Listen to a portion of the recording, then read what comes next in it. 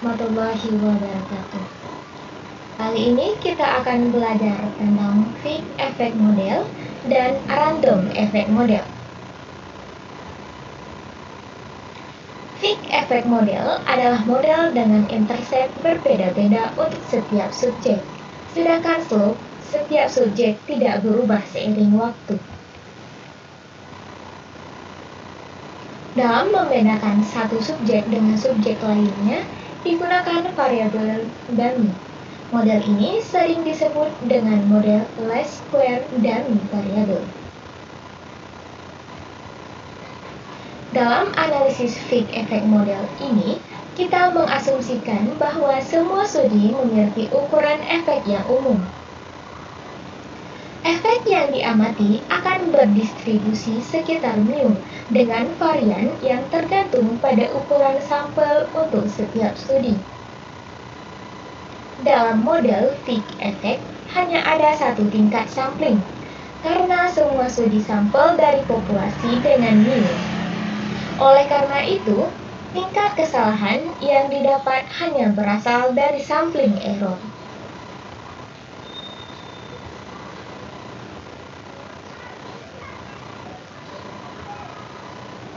Random effect model. Random effect disebabkan variasi dalam nilai dan arah. Hubungan antar subjek diasumsikan random yang dispesifikasi dalam bentuk residual. Model ini mengestimasi data panel yang variabel residual diduga memiliki hubungan antar waktu dan antar subjek. Model random effect digunakan untuk mengatasi kelemahan dari model Fick effect yang menggunakan variabel dummy. Metode analisis data funnel dengan model random effect harus memenuhi persyaratan, yaitu jumlah cross section harus lebih besar daripada jumlah variabel penelitian.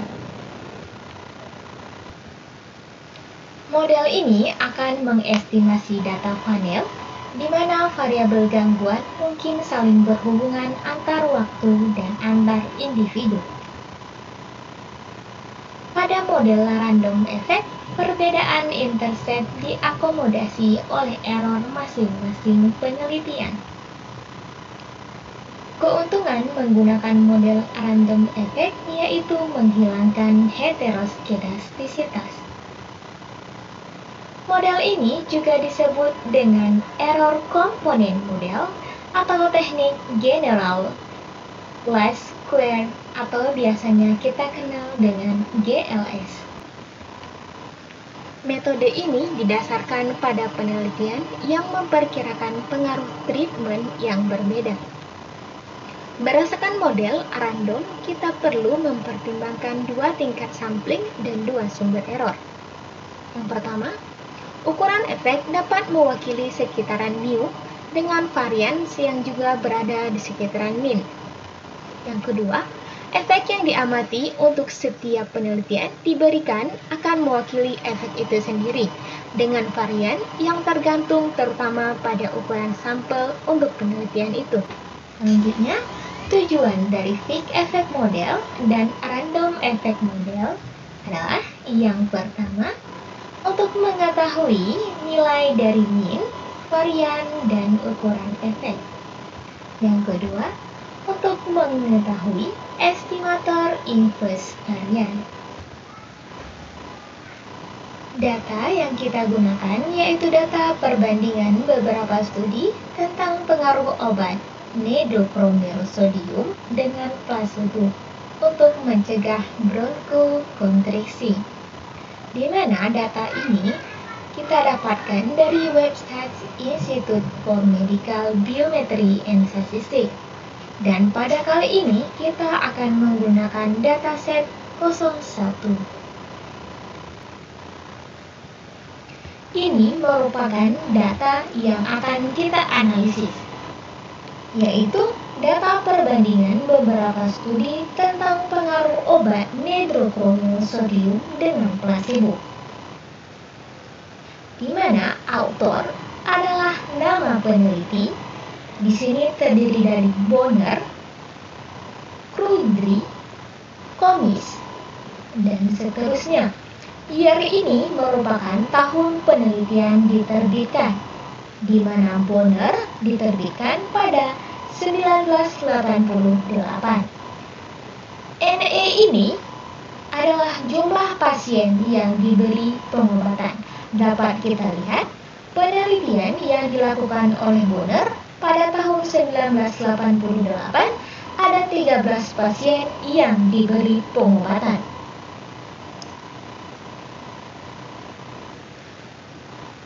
Dan ME adalah nilai rata-rata respon pada kelompok diberi pengobatan. SE adalah standar deviasi respon pada kelompok diberi pengobatan. NC adalah jumlah pasien dalam kelompok kontrol. Di sini dapat kita lihat penelitian yang dilakukan oleh Bonner pada tahun 1988 ada 13 pasien yang termasuk ke dalam kelompok kontrol.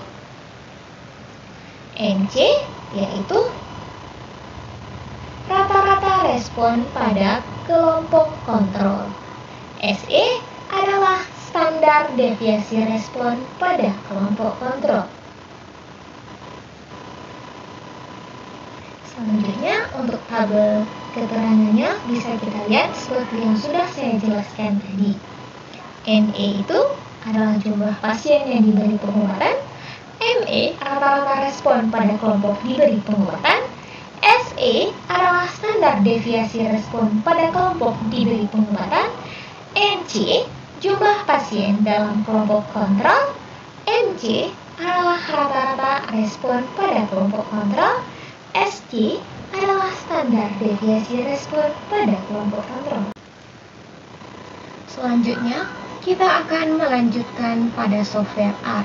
Di sini saya menggunakan R versi 3.1.3 dan untuk paket meta saya menggunakan versi 4.3/1.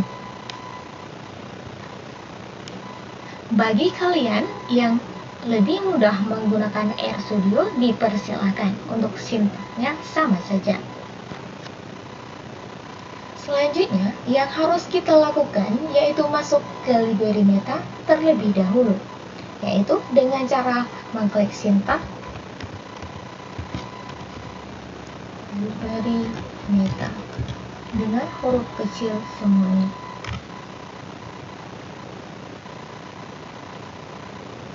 Di sini library meta sudah aktif. Kita akan memanggil data yang akan kita analisis.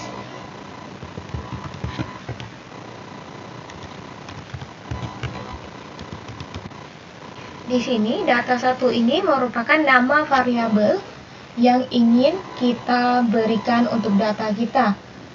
Jadi untuk kalian boleh mengisi dengan meta 1, data 1, atau dengan nama variabel yang lainnya. Di sini read CSV kita gunakan karena data yang kita gunakan nantinya yaitu data dalam format CSV.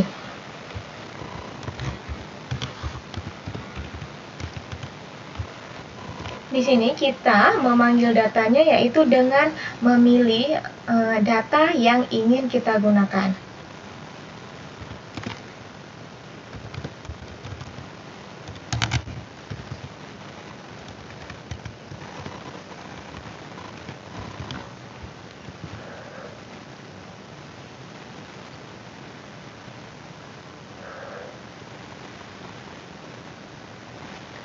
Lalu kita rancang.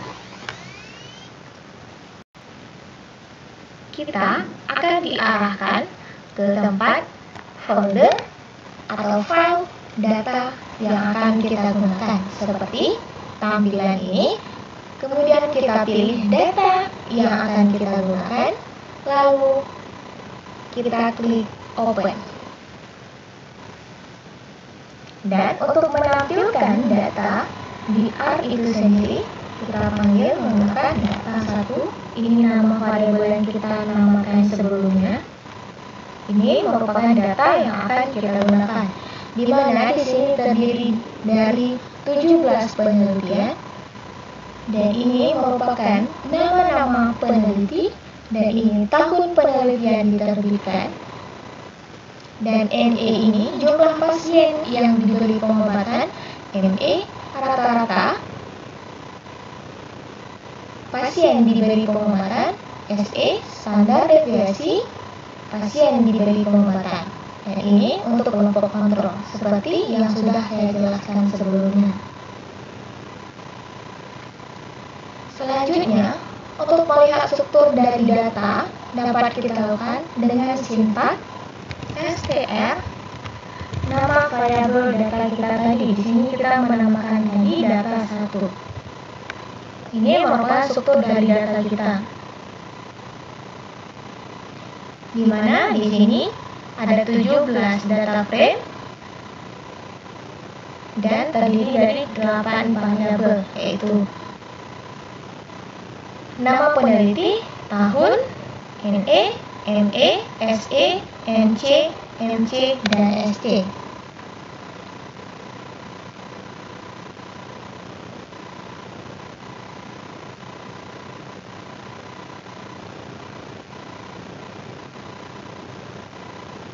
Selanjutnya, untuk melihat summary dari data dapat dilakukan dengan sintak summary nama data yang tadi.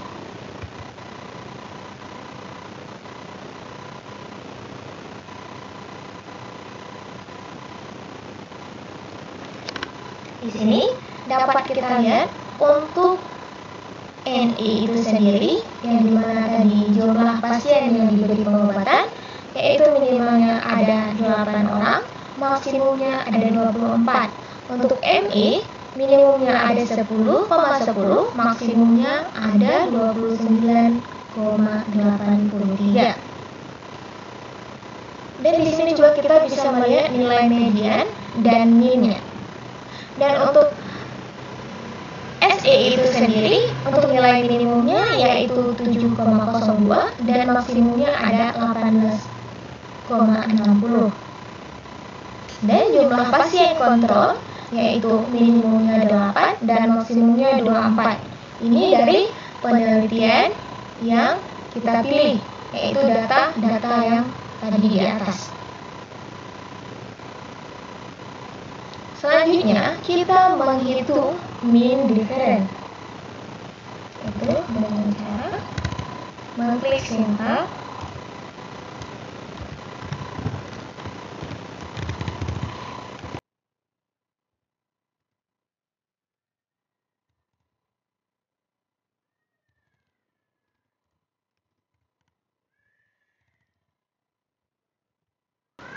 mean difference. Di sini saya memberi variabel namanya dengan MD. Ini terserah pada kita sendiri, kita mau menamakannya dengan apa.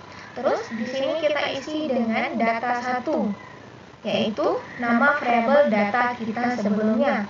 Dan ini mean difference, maksudnya mean dari kelompok yang diberi pengobatan dikurang dengan mean kelompok kontrol. Di sini untuk penulisannya harus sama dengan data yang kita miliki.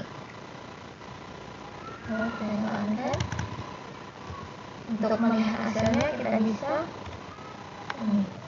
ini akan muncul mean difference untuk peneliti pertama, yaitu sebesar 7, min 7,23. Untuk penelitian yang kedua sebesar min 7 dan selanjutnya.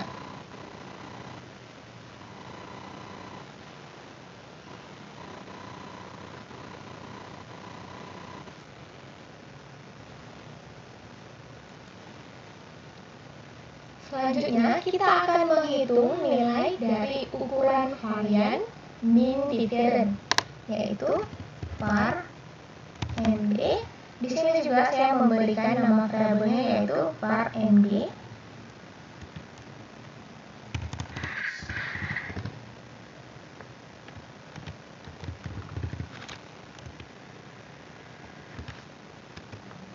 Dan ini merupakan nama data atau nama variabel yang tadi di atas.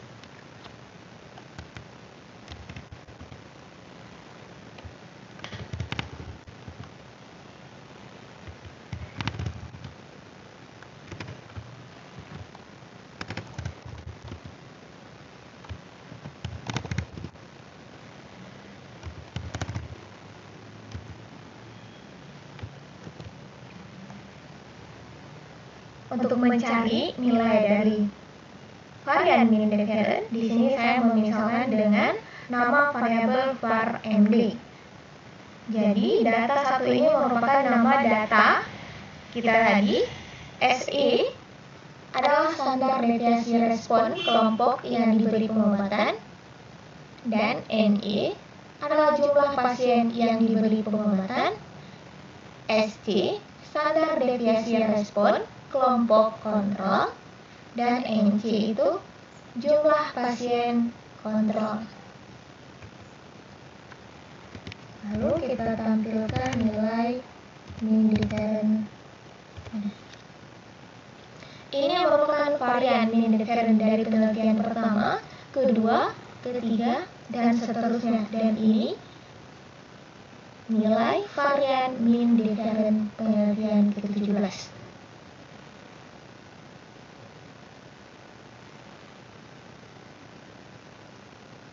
Selanjutnya, kita akan menghitung nilai bobot. Nilai bobot didapat dari 1 per varian mean difference yang kita hitung sebelumnya, yang ini.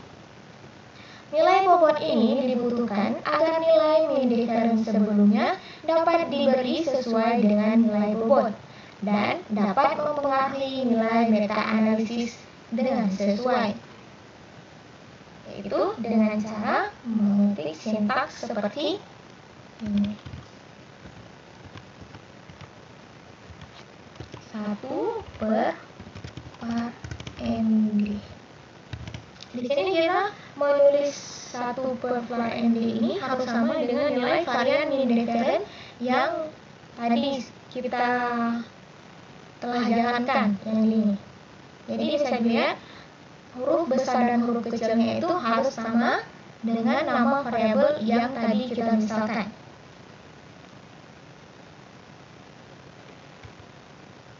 Selanjutnya, untuk menampilkan nilai bobot itu sendiri,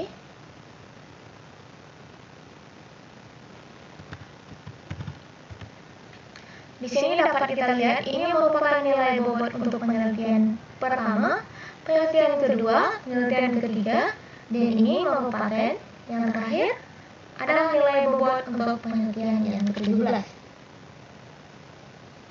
Selanjutnya, kita akan menghitung estimator inverse varian, yaitu dengan mengetik sintaks seperti ini.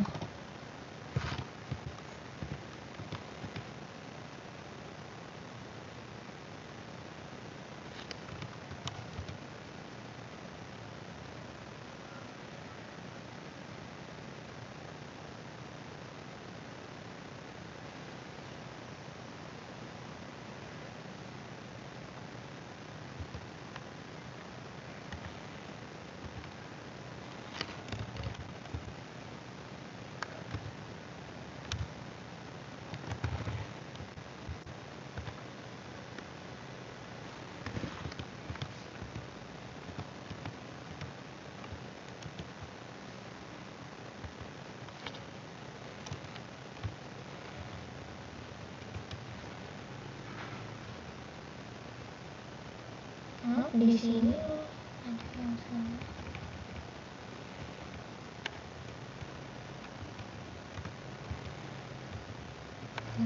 Di sini kita harus benar-benar memperhatikan titik atau koma dan huruf besar dan huruf kecil itu sangat sensitif di R.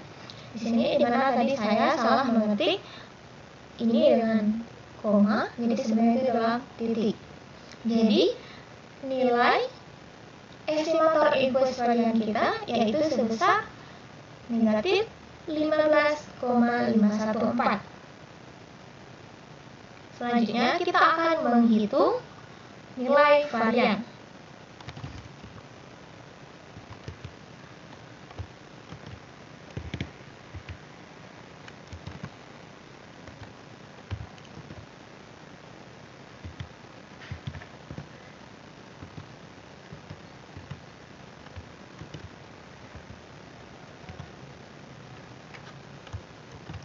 Di sini untuk penamakan bobot ini harus sesuai dengan yang seperti di atas. Jika kalian memisahkan dengan weight, maka di sini juga dengan weight. Jika kalian tadi memisahkan nama variabelnya dengan weight, maka di sini akan diisi dengan weight. Di sini kita dapat nilai variannya yaitu sebesar 1,412.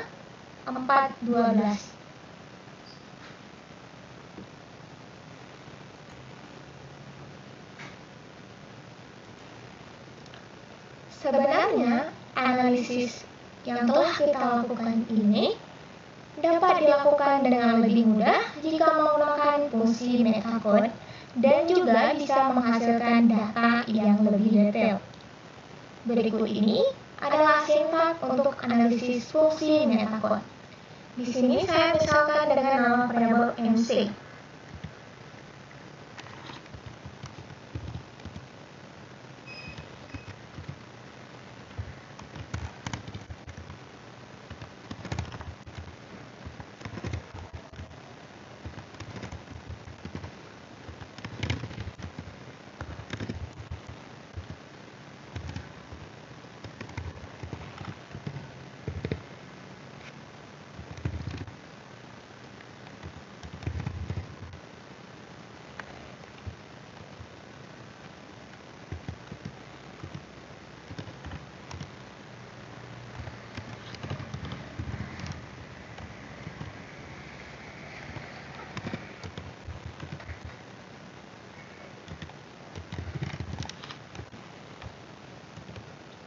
Di sini kita menulis nama variabelnya sesuai dengan nama variabel data kita.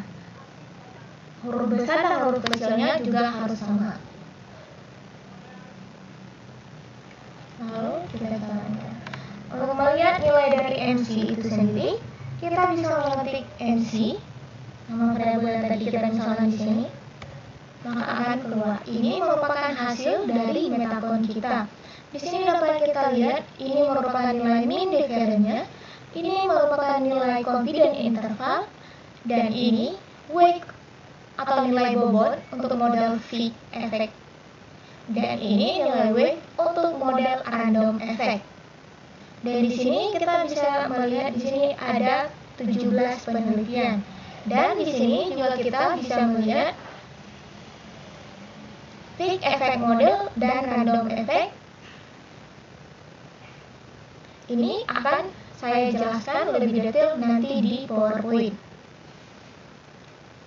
Selanjutnya, kita akan melihat forest plot.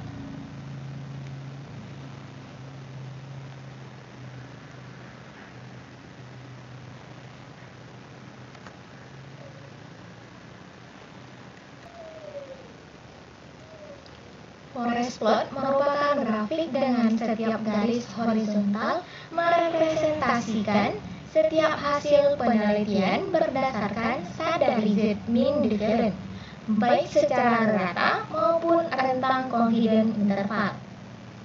Angka Fick digambarkan dengan kotak abu-abu, sementara rentang digambarkan sebagai garis. Berikut ini sintaknya.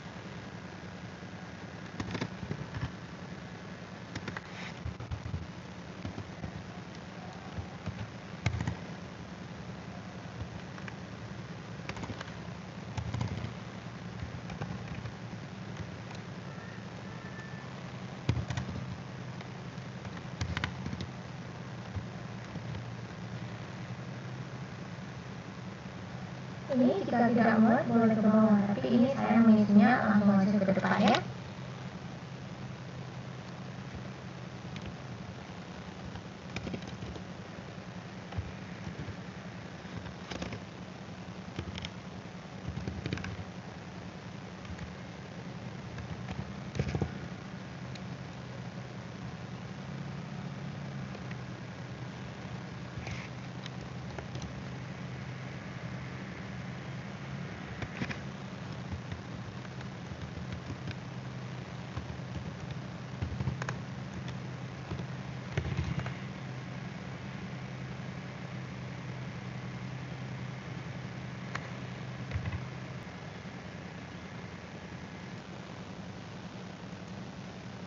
Di sini tadi terjadi kesalahan karena saya lupa memberikan kurung penutup.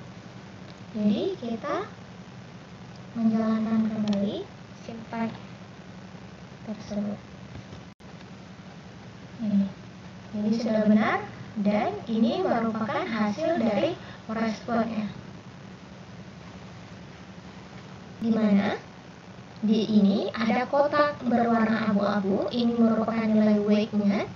Jadi setiap penelitian memiliki kotak yang berwarna abu-abu dan garis ini menunjukkan confidence interval untuk setiap penelitian. Dan juga kita bisa melihat nilai mean difference-nya dan confidence intervalnya di sini. Untuk weight-nya ada di sebelah sini. Untuk penjelasan lebih lengkapnya dan lebih jelasnya akan saya jelaskan di PowerPoint. Selanjutnya, saya akan menjelaskan hasil dari R yang telah kita jalankan sebelumnya. Yang pertama, mean difference. Ini merupakan sintak dan output dari R yang telah kita jalankan tadi. Di sini saya menampilkan dalam bentuk tabel. Hal ini saya lakukan untuk memudahkan kita melihat nilai mean difference untuk setiap penelitian dan tahun penelitian. Di sini dapat kita lihat bahwa penelitian yang dilakukan oleh Henriksen pada tahun 1988 memiliki beda mean negatif terbesar senilai 29,70. Sebaliknya, penelitian yang dilakukan oleh Bonner pada tahun 1989 memiliki beda mean negatif terkecil yaitu sebesar min 7. Selanjutnya, ukuran varian mean difference. Ini merupakan sintak dan output dari R yang sudah kita jalankan sebelumnya. Varian mean difference juga saya buat dalam bentuk tabel. Hal ini untuk memudahkan kita untuk melihat nilai varian mean difference untuk setiap penelitian dan tahun penelitian. Di sini dapat kita lihat bahwa penelitian yang dilakukan oleh De Benedictis pada tahun 1994 memiliki varian terbesar senilai 96,29. Sebaliknya, penelitian yang dilakukan oleh Todaro memiliki varian terkecil senilai 7,32.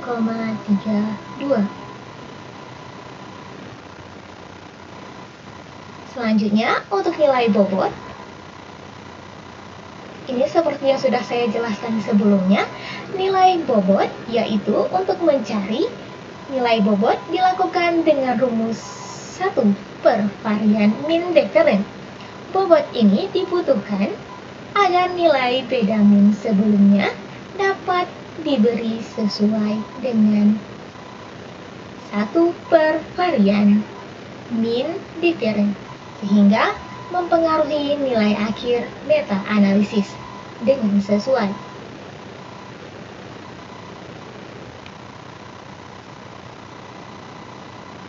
Dan ini merupakan sintak dan output R yang telah kita jalankan sebelumnya.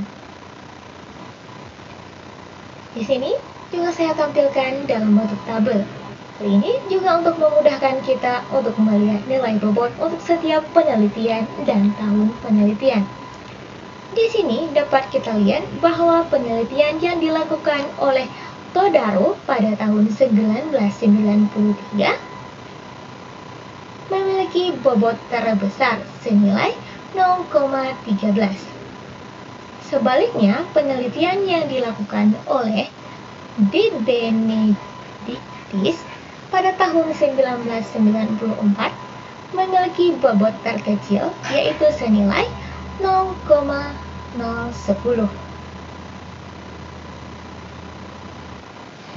Selanjutnya, menghitung estimator inverse varian dan varian.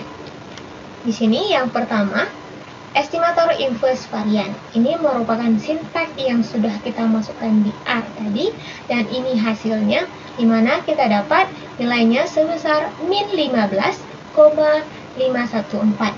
Dan untuk varian, ini merupakan sintaks yang tadi sudah kita masukkan di R dan sudah kita jalankan, kita mendapatkan hasil yaitu sebesar 1,41.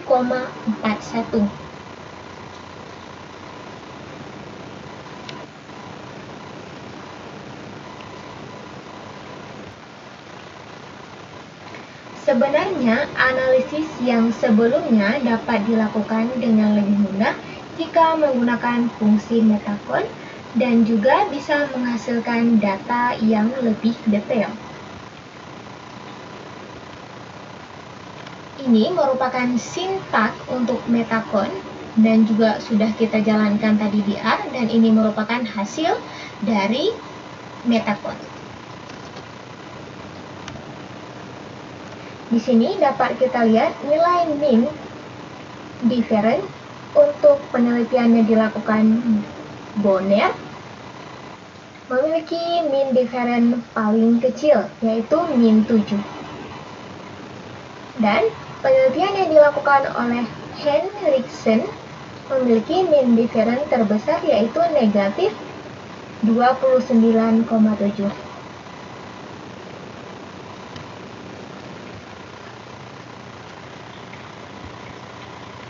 Dengan menggunakan mean difference, dapat kita lihat bahwa penelitian yang dilakukan oleh Bonner tahun 1988 dan pada tahun 1989 memiliki mean difference yang terkecil, yaitu 7,2 dan min 7. Hal ini dapat dikatakan pengaruh obat nedrokromil sodium dengan placebo untuk mencegah bronkokonstriksi pada saat itu tidak jauh berbeda hasilnya. Namun, pada percobaan yang dilakukan oleh Henriksen tahun 1988 justru memiliki hasil yang jauh berbeda, yaitu min 29,7. Jika dilihat nilai selang kepercayaan 95%, maka dapat diketahui yang memiliki jarak yang cukup signifikan yaitu pada percobaan yang dilakukan oleh De Benedictis tahun 1994 dengan selang kepercayaan negatif 35,83 sampai dengan 2,6.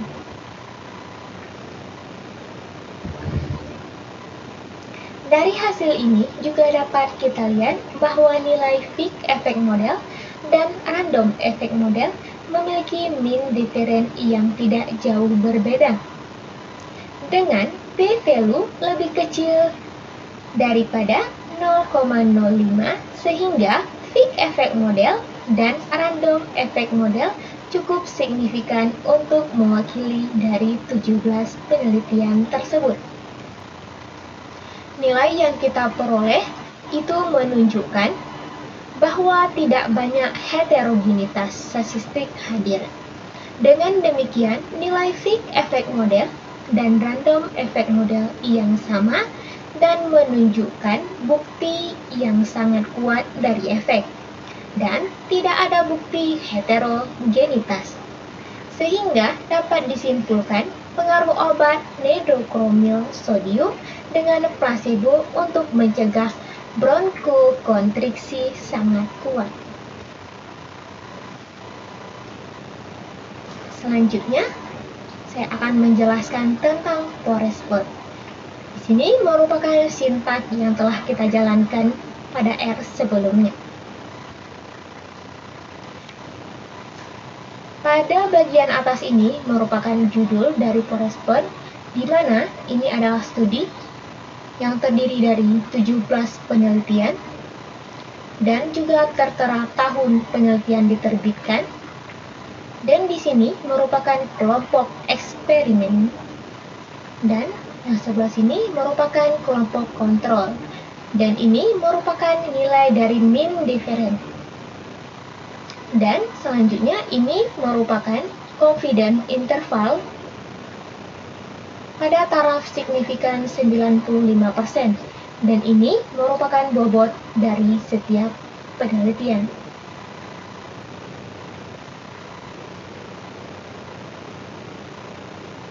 Di mana di sini dapat kita lihat bahwa ada kotak-kotak kecil berwarna abu-abu dengan garis di sebelah kanan dan di sebelah kiri. Garis tersebut menunjukkan bahwa confidence interval atau range dari data yang digunakan dari studi tersebut seberapa jauh.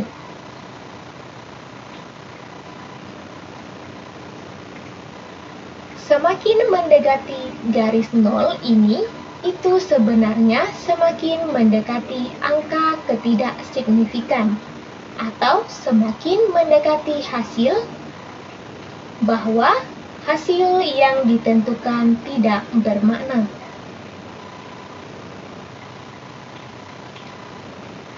Seperti penelitian yang dilakukan oleh Bonner pada tahun 1988 memiliki nilai mean difference sebesar negatif 7,23 dan memiliki confidence interval dari negatif 21,11 sampai dengan 6,65.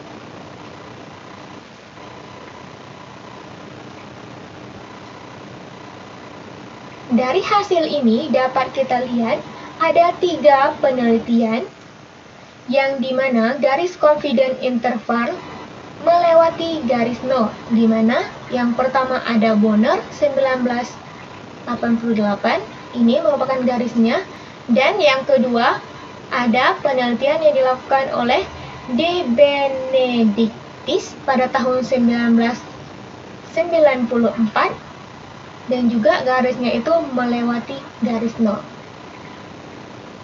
Dan Bonner 1989 juga melewati garis nol. Hal ini dapat disimpulkan ketiga penelitian tersebut tidak signifikan atau tidak bermakna.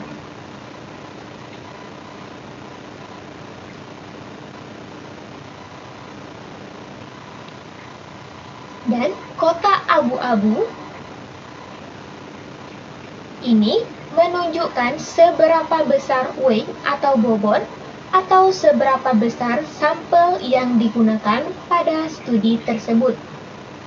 Di sini dapat kita lihat penelitian yang dilakukan oleh Todaro pada tahun 1993 memiliki kotak yang paling besar, di mana nilai weight-nya yaitu sebesar 19,3%.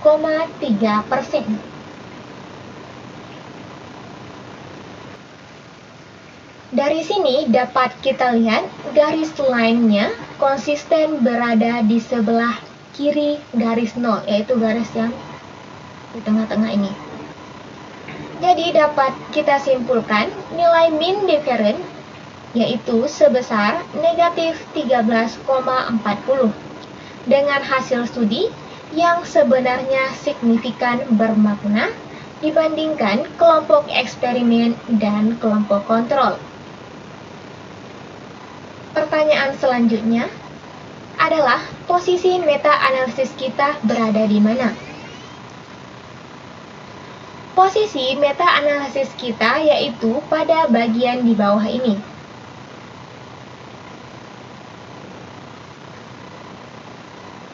Dengan menggunakan confidence interval 95%, mean difference yaitu sekitar negatif 15,51. Digambarkan seperti ini.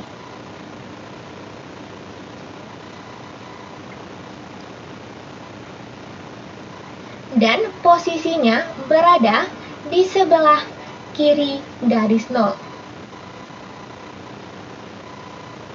Jadi, sebenarnya kita dapat menentukan perbedaan rata dari antara kelompok yang diberikan obat sama kelompok kontrol untuk masalah parameternya berbeda sekitar negatif 15,51,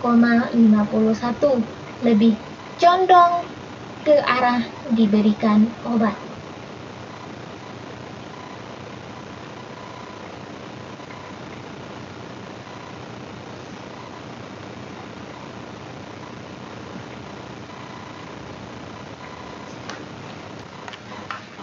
Sebenarnya dari studi meta-analisis kita ini, yang parameter khususnya itu adalah hasil terkait heterogenitas. Ini boleh menggunakan beberapa metode yang mungkin secara lengkap akan kita bahas pada pembahasan heterogenitas selanjutnya.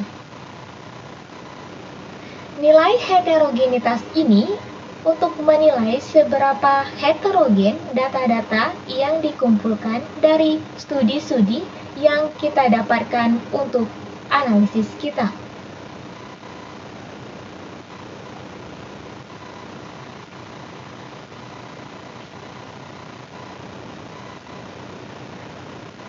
Di sini juga terdapat I-square.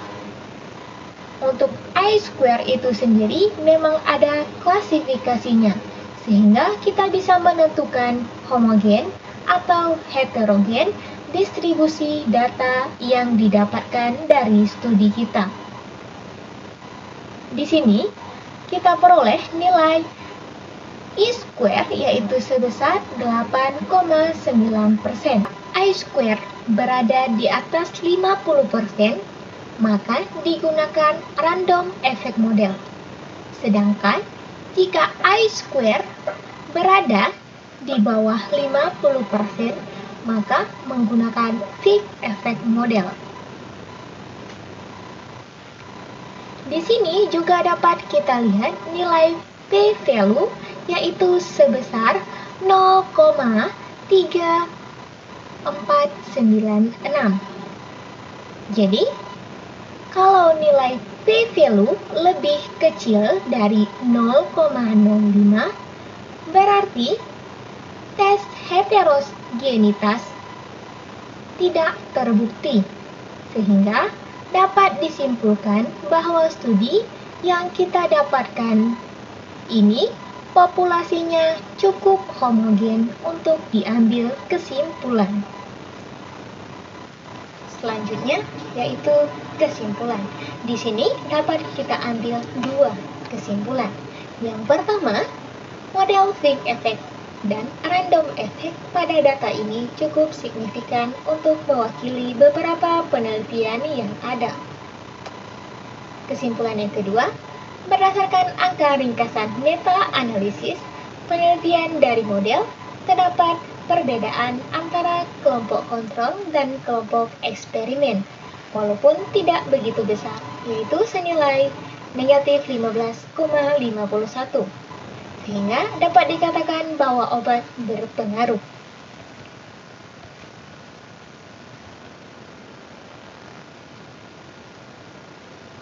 Berikut merupakan referensi untuk materi dan syntax R.